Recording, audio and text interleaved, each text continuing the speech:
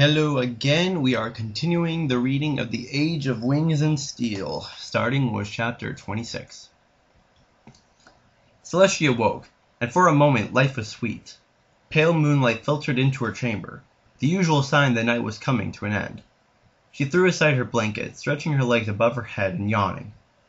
The princess rolled out of bed, standing up and shaking her head. Her mane fell loosely around her neck, resuming its ceaseless flow. Celestia smiled as she began to look forward to raising the sun for the day.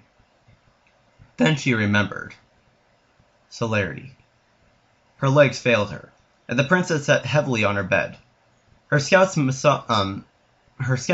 roll was still lying on the floor where it had handed over after she'd thrown it. She didn't need to read it again. The words were already burned into her memory for all eternity. Trello has fallen. The griffins are moving north.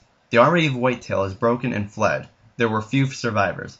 I regret to tell you that the Duchess was not among them. The princess waited, but the tears did not come. She supposed she had none left. After last night, she stood again and lit her horn, listlessly raising her royal tiara from its place on her dresser. It nestled gently over her head, settling down into its proper place. Her ceremonial petrel rested lightly around her neck, the amethyst set at the front gleaming in the moonlight. She slid on her gilded horseshoes, feeling her hooves lock comfortably into the familiar metal. Her routine was unchanged, yet nothing was the same. She left her room, beginning the journey to the top of the tower. As she walked the stairs, the memories flowed unbidden to her thoughts. "Auntie, it's 5 in the morning," the little unicorn yawned. Celestia smiled down at her. "Are we starting already? I don't want to study this early." "Come on, Celerity. You're getting a treat this morning.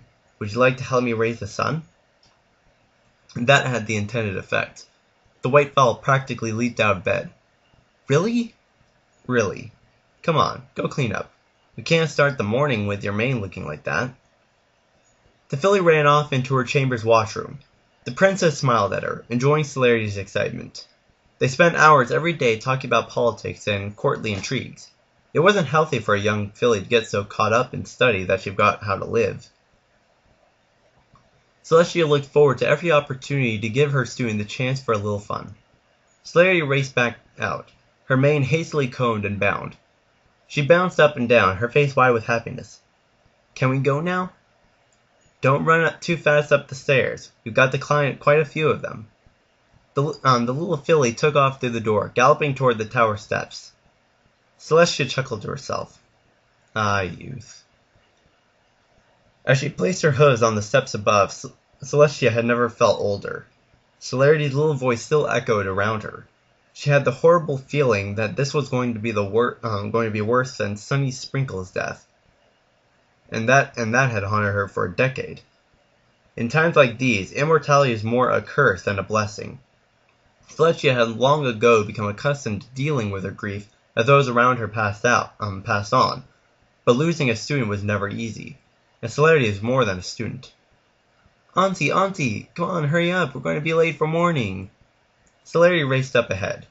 Celestia followed, climbing the steps at a rather more sedate pace.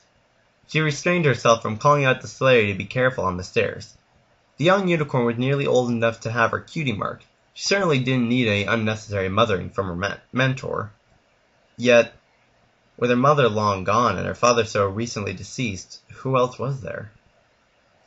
She tried to turn her thoughts away from the young Celerity, but the other news was hardly encouraging. The griffins had broken through into Whitetail, and no force remained ready to fight them. They would spread north like a plague of locusts. Blue Blood's forces mobilized to the west, and Easthill had fallen already to Whitetail. Her entire guard retinue had gone south to the disastrous Battle of Trello, and it seemed that few, if any, would return. The citizens of Canterlot lived in fear, dreading what every new day would bring.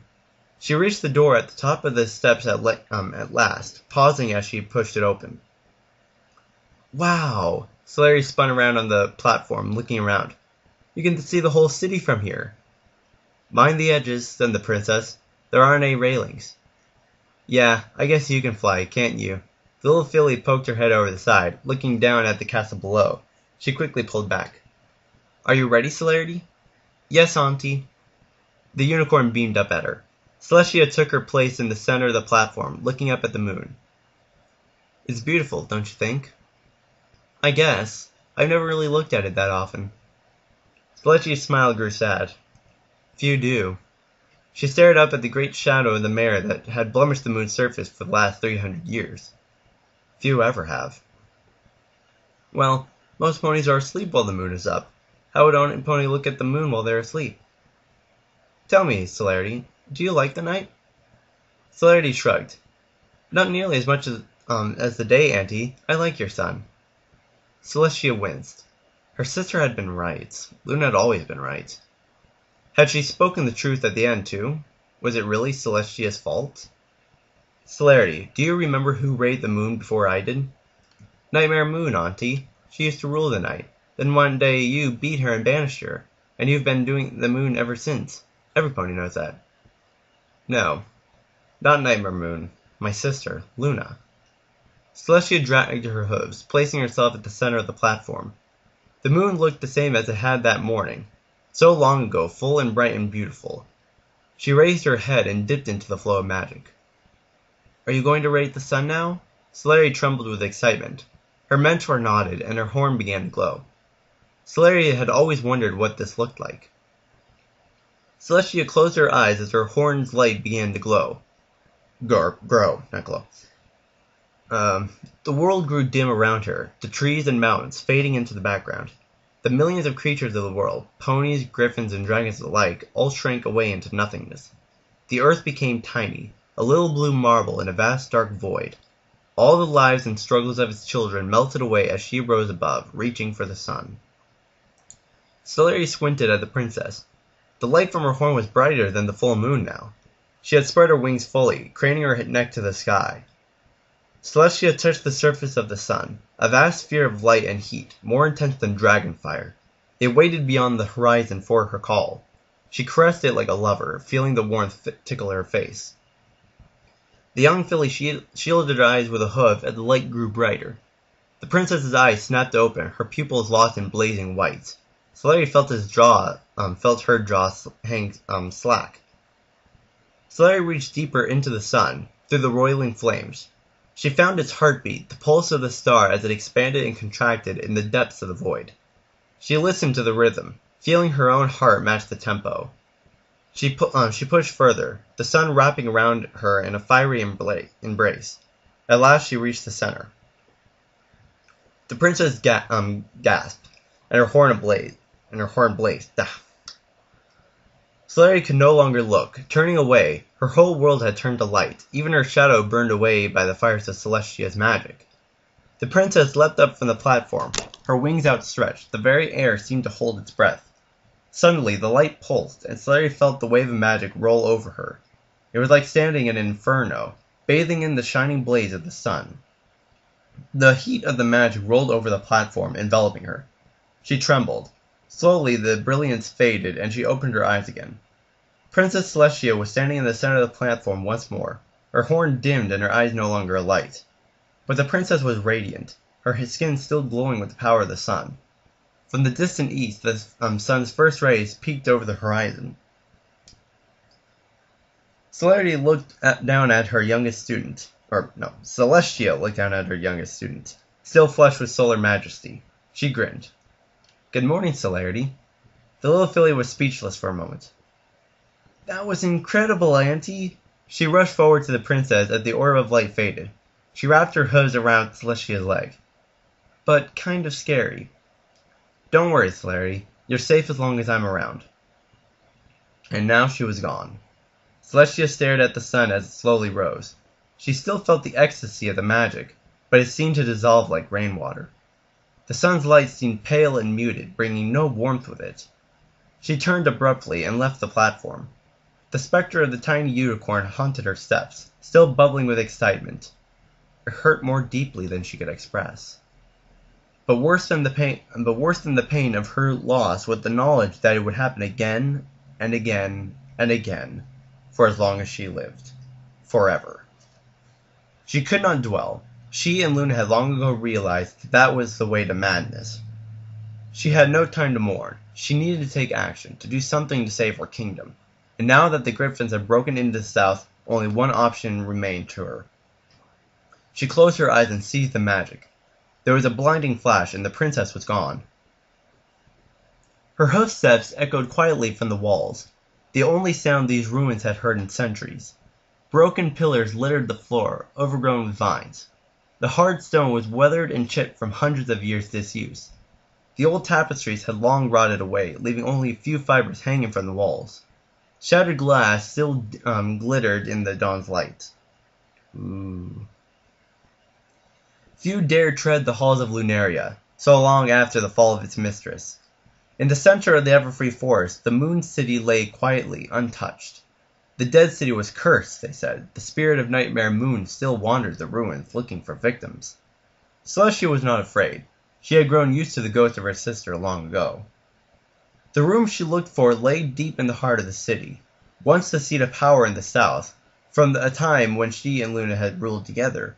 It all seemed so long ago now. Perhaps the distant past was best left forgotten. Memories could be painful. She came at last to the chamber she sought. Like the rest of the city, it was in a state of advanced disrepair. Plants had crept inside through broken windows, the trailing vines wrapping around the pillars of the room like snakes. It contained no decorations, no ornaments, merely a single statue in the center of the room. It was an ungainly-looking thing, covered with moss and leaves. 6 arms extended from its core, each supporting a small sphere. The elements of harmony had only been used twice before. The power within them had cast down gods of chaos and darkness, imprisoned them in stone in the moon, and saved the world. They were Equestria's last defense against those that would do her harm. The unassuming spheres contained power greater than Celestia herself possessed, power that she feared to harness even now, but she had no choice. Her horn lit as she reached out to the elements. The spheres glowed in response, welcoming the return of their wielder. As she called to each in turn, the spheres began to emit the light of their magic. Honesty. The element's light orange aura glimmered. Kindness. Soft pink lit her face. Laughter. The blue glow warmed her. Generosity. Loyalty. Deep violet and red joined the spectrum. And magic. The final sphere remained dark, the magenta light of its aura nowhere to be seen. Celestia called to it again, gently probing it with magic. The element sat quietly, unresponsive. She released her hold. The other auras faded, the elements once again assuming their stony vigil. Celestia stared at the final element, aghast. Why was it not answering her summons? What had happened? Was there something wrong with the element? Or was there something wrong with her? A quiet voice whispered the answer inside her, and Celestia turned away. She stamped a hoof in denial, refusing to believe it. No, she shook her head defiantly. It's not true. You know it is. You cannot use the elements of friendship, Celestia. You have none left. You are, as you will always be, alone. Well, that's disappointing. That's just sad. Anyway, chapter 27. The audience chamber was filled with spectators. They were all waiting to see the knighting of their young duke-to-be, and the ceremony had all the appropriate pomp the occasion required.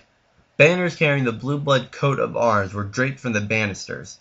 600 candles had been lit and placed in the ceremonial braziers, and the great carpet had been unrolled from the door to the altar where Knight Commander Voland, the Duke, and the voice of Celestia waited. As Clement entered the great chamber, there was a quiet stamping of hooves.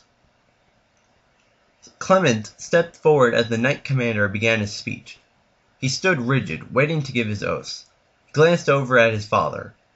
Emmett smiled at him, and he returned to his attentive pose with a warm feeling. The Knight Commander droned on, detailing the duties and responsibilities of a knight. Clement knew them all by heart already. He'd wanted this for a long time. He was ready. He knew it. His shining armor reflected the candlelight, the fire dancing off his pauldrons and the helmet he carried. He looked magnificent, and soon he would wear the steel chain of the Order of Norhair's knighthood to complete the set. You will defend the weak, aid the helpless, protect the ponies of Equestria from their enemies. The speech was long and dry. Clement had seen these ceremonies before, and he knew there was nearly an hour of it to go. It was all worth it for the chance to serve his father.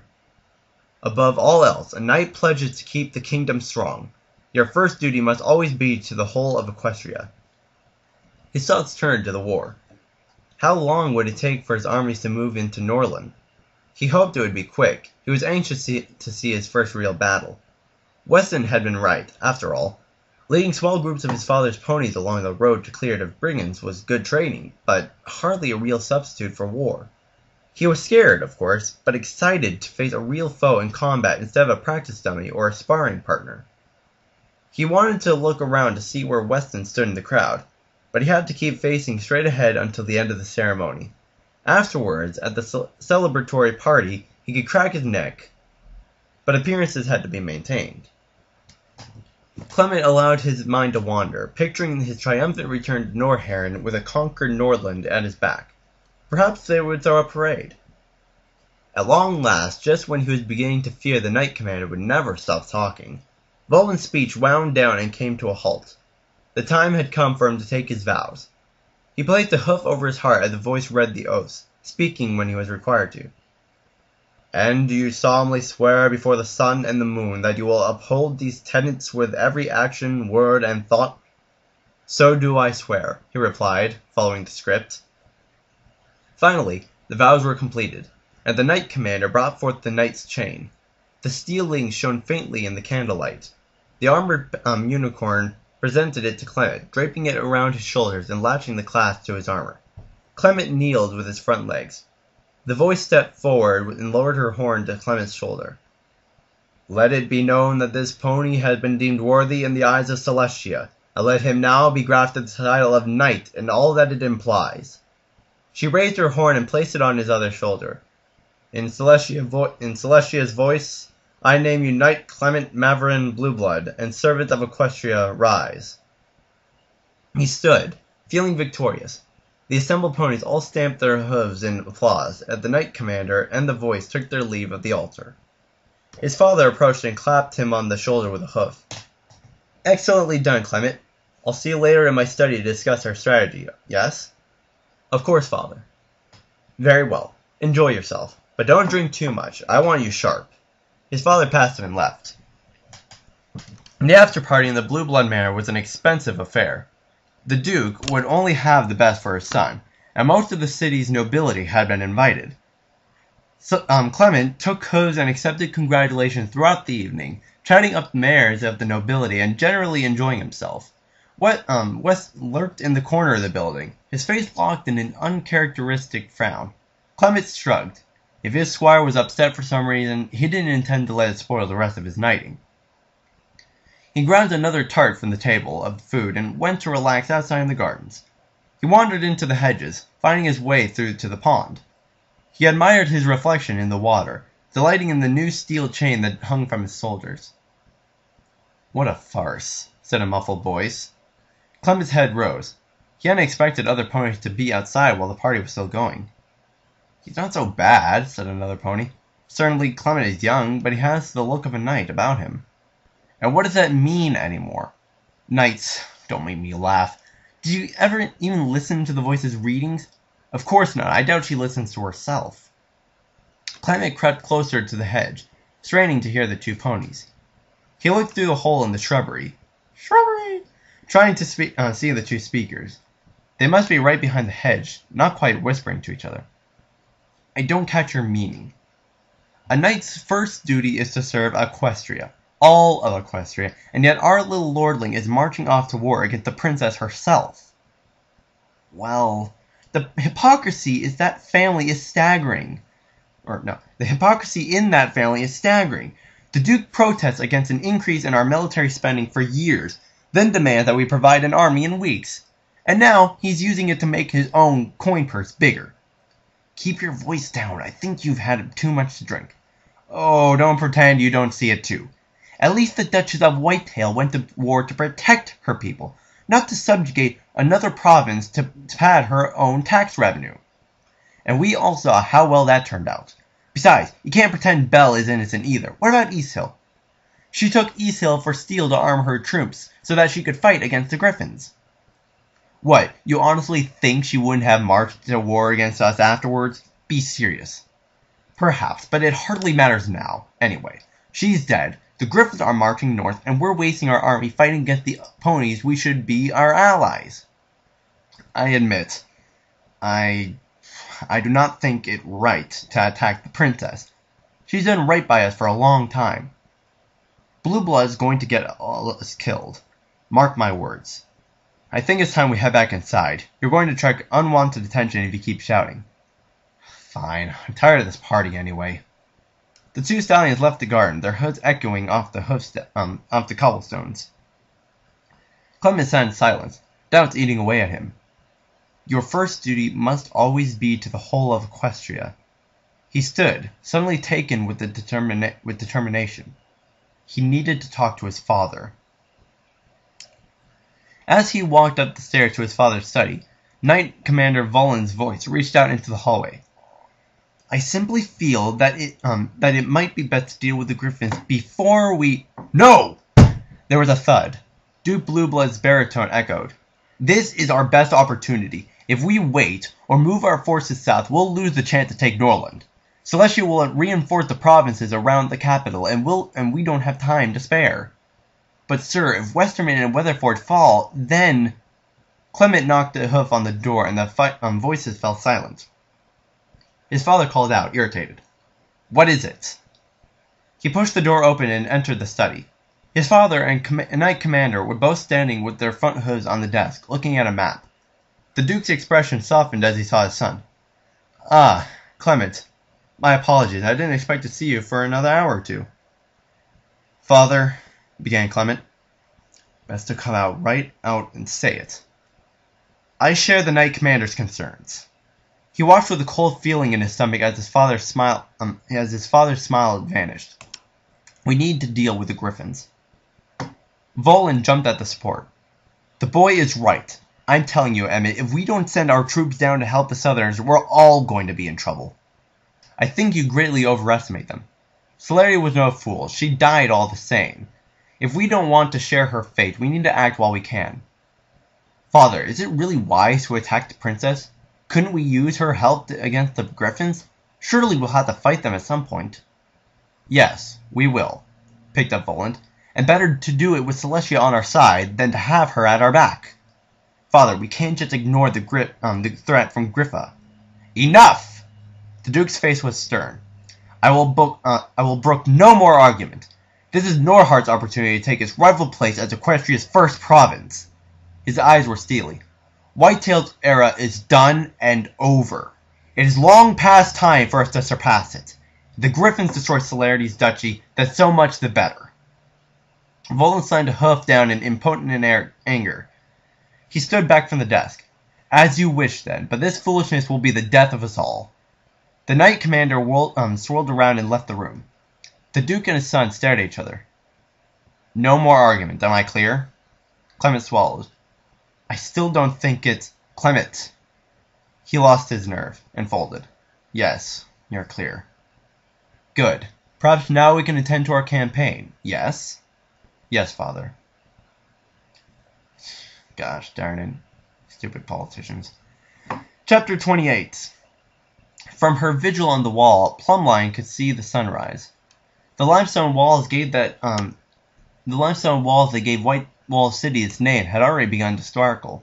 The sunlight played off Plumline's helmet and armor, casting shadows around the top of the wall.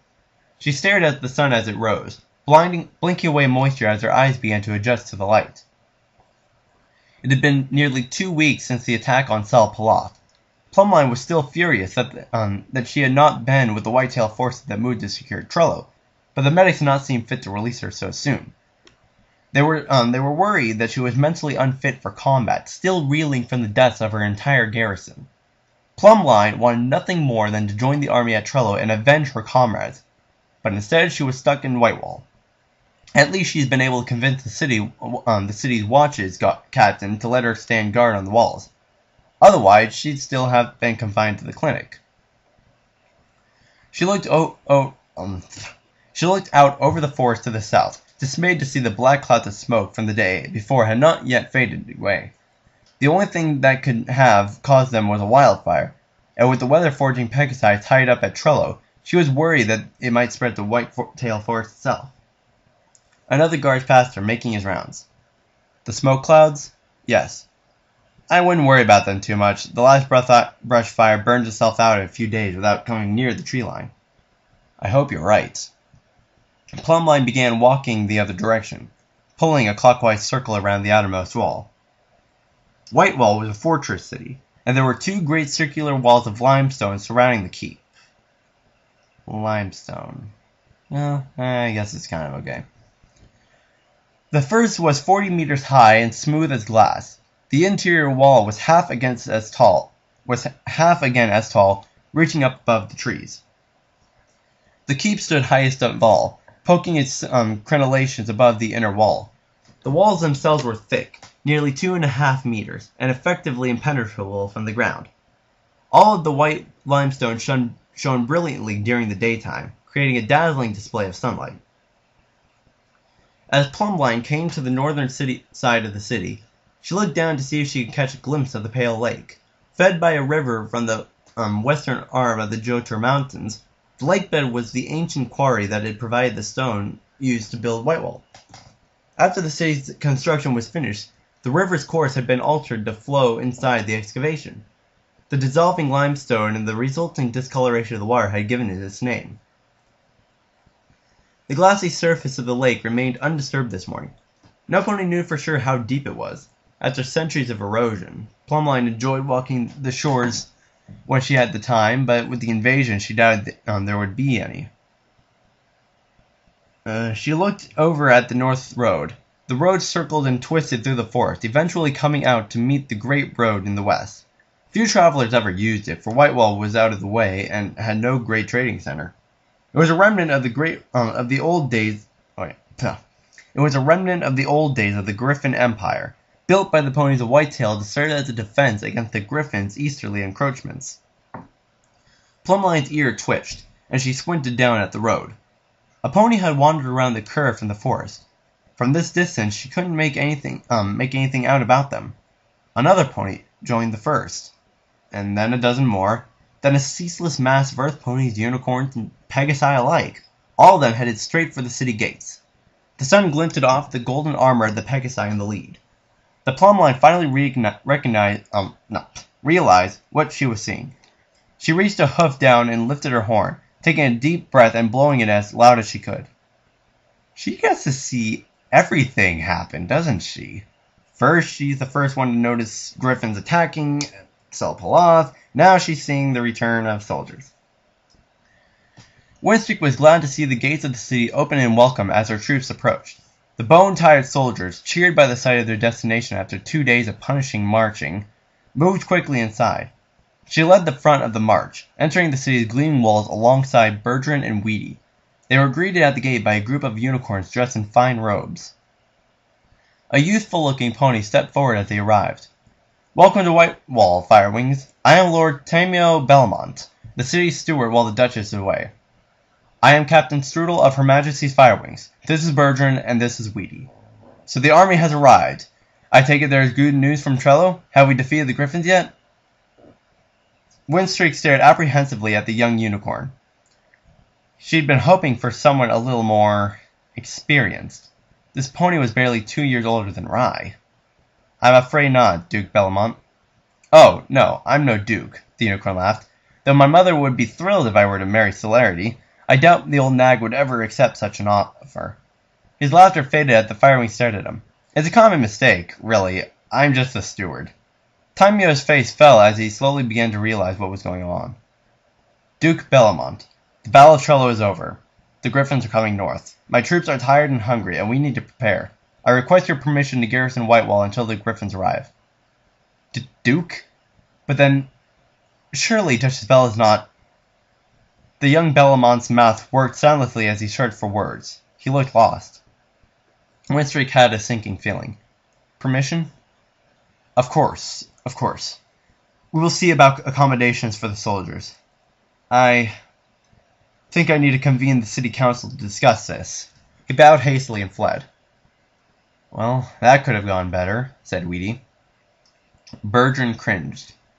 "That's the new Duke? He's just a child."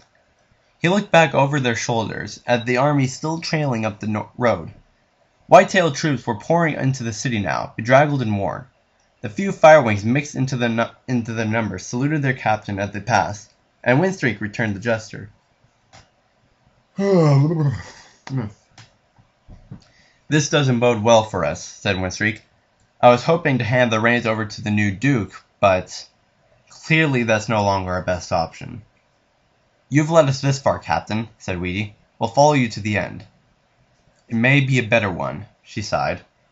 "Bertrand, make sure that our ponies are fed and watered. Weedy, see about those housing accommodations. I'm going to have to talk with our new Duke." Winstreak nodded to them both, and the three firewings split up to attend to their tasks.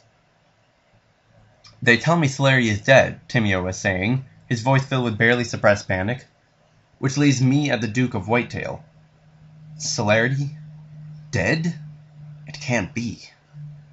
Winstreak pushed into the chamber that held Whitetail's ruling council, a small group of 6 ponies that handled the matters of state for Solari, and now Timeo. "Greetings, Duke Bellamont," she hailed as she entered. The council and Timeo turned to face her. Most of the council members were earth ponies, but there was one sole unicorn who wore the dark blue robes that marked him as the city's archmage. They all regarded the firewing with wary eyes. "Ah, Captain Strudel, was it?" Timeo smiled nervously. "I was just appraising my aides for the situation. "The situation is this," said Winstreak without formality. "The Griffins smashed us to bits at Trillo. We have barely 1,000 soldiers left to defend the city with. Strikefeather is pushing north as we speak with a force of at least 20,000 Griffins and siege weaponry." One of the elder Meriton council robes looked faint. 20,000? Or 30. But that's not all. Strikefeather has more than Griffins at his command. 2 dragons travel with his army. At this, the archmage began coughing in surprise. "Dragons?" He coughed again, getting spit in his beard. "Impossible.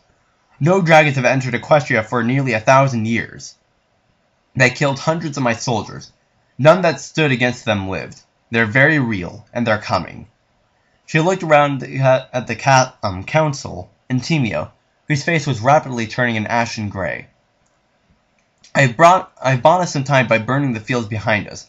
Strikefeather will be hard-pressed to feed his army without them." One of the earth ponies, presumably the Minister of Agriculture, jerked upwards in rage. "You what? You set the fields on fire? That was an entire year's harvest! We're the breadbasket of Equestria. Without that grain, do you know how many will go hungry? You've single-handedly caused a famine, Captain Strudel." Captain would have had a stroke if she'd heard that she had burned Equestria's main source of wheat and flour. She winced instantly and pressed on. "If I hadn't, then the Griffins would be eating it all right now and pushing north in days rather than weeks. An empty stomach is better than a missing head." Timeo waved a hoof to interject. "If I may?" He looked around. "This isn't what the Duchess had planned. It seems clear to me that her hopes of a solid alliance between Weatherforge and Westerman has been dashed. The main force of Baron Auburn's troops have already returned from Easthill, but the shipments will not begin arriving until tomorrow. We can't even arm our troops until they do." He sighed heavily. "Solari would not have wanted this, but I see no other choice. I think it best if we turn over the defense of the city to Captain Strudel. She is more versed in warfare than any of us, and I can think of none more qualified in the city to lead our soldiers against the Griffins." No. This was the last thing Winstreak wanted. She could command her firewings like extensions of her own body because she had flown with them for years and knew every intimate detail of their fighting styles. She had never been forced to lead a real army. Her first action as a de facto general had been to sound a full retreat from the worst military defeat Equestria had suffered in the last 600 years. She wasn't ready for this. But who else was there? You're right, my lord. The Archmage bowed his head. The other councillors nodded slowly in assent. Then it is settled. Captain Strudel, I give command of the forces of Whitetail to you and grant you the temporary rank of General in the Whitetail military. There is a ceremony that comes with the title, but I think we can all agree that it can wait until that threat has passed. Surely that can't be legal. I'm already a soldier in the princess's employ. I can't just swear loyalty to. The technicalities don't matter, Captain. I'm the Duke now. I can give you the title by fiat if I wish. His face softened. You're the only one who could save my subjects. The Duke looked plaintively at her. Please. Witstreak looked around. The council ponies all looked as helpless as she felt. Very well. I accept. Thank you, said TMO sincerely. And now, if you'll excuse me, councillors, General, I need to explain the situation to the citizens of Whitewall. Those who wish to flee before the invaders come deserve the chance. The young Duke swallowed and paused. Celestia have mercy on us all. He left the room, his new office weighing heavily on his shoulders. Archmage, said Windstreak as the councillors began to file out. The blue-robed unicorn turned his head. I need to search the city's archive for anything and everything you can find about dragons. We need to find a way to kill them. As you wish, General. Windstreak flicked an ear uncomfortably. Please, just Captain.